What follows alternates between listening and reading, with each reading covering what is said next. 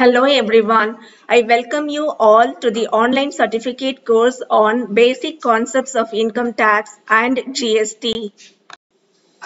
I am Dr. M.A. Parveen Banu, Associate Professor in Commerce, Kaveri College for Women, Autonomous, Tiruchirappalli. It will be interesting to know about the history of GST. In the year 2000, then Prime Minister introduced the concept of GST and set up a committee to design a GST model for the country. The introduction of goods and services tax is a very significant step in the field of indirect tax reforms in India. The father of GST, Prime Minister Narendra Modi launched GST into the operation on the midnight of 1st July 2017. But GST was almost 2 decades in making since the concept was first proposed under the Atal Bihari Vajpayee government. What is GST? Goods and Services Tax is an indirect tax used in India on the supply of goods and services. It is a comprehensive, multi-stage, destination-based tax. Comprehensive because it has subsumed almost all the indirect taxes except a few state taxes. Let us focus on the different types of GST. CGST, SGST, IGST. CGST, Central Goods and Services Tax or CGST, subsumed all the taxes levied by the central government. For example, Central Excise Duty, Central Surcharges and cess and other such central indirect taxes that were earlier applicable. SGST, State Goods and Services Tax or SGST, subsumes all taxes levied by the state government. That's state indirect taxes. For example, VAT, sales tax, state cesses and surcharges, etc. IGST, Integrated Goods and Services Tax or IGST, levied on interstate movement of goods and services. Who pays GST? The GST is paid by consumers, but it is remitted to the government by the businesses selling the goods and services. How is GST applied? It is based on destination principle. GST is applied on goods and services at the place where final or actual consumption happens. GST is collected on value-added goods and services at each stage of sale or purchase in the supply chain. Is GST compulsory?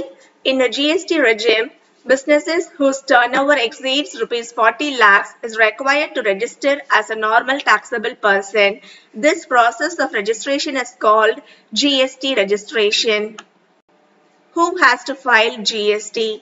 GSTR 9 is required to be filed by all taxpayers registered under GST except taxpayers who have opted for composition scheme, casual taxable persons, input service distributor, non-resident taxable persons and persons paying TDS under Section 51 of CGST Act. Now let us look into the steps to file GST. The first step is to log in to the GST portal. And step 2 comprises of, in the services menu, click on the return dashboard.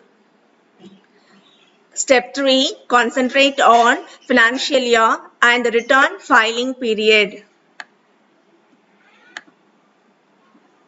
Step 4, select the GST return type from the options available on the screen.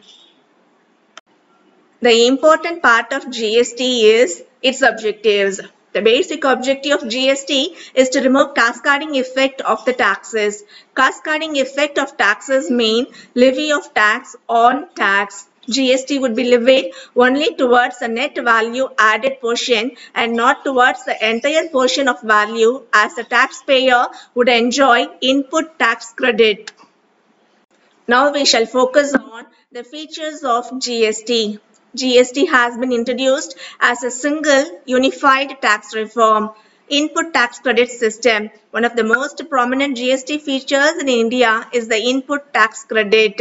And the next feature is of four-tier tax structure. GST has a four-tier tax structure of 5%, 12%, 18%, and at last 28%. The main focus of advantages of GST is over here.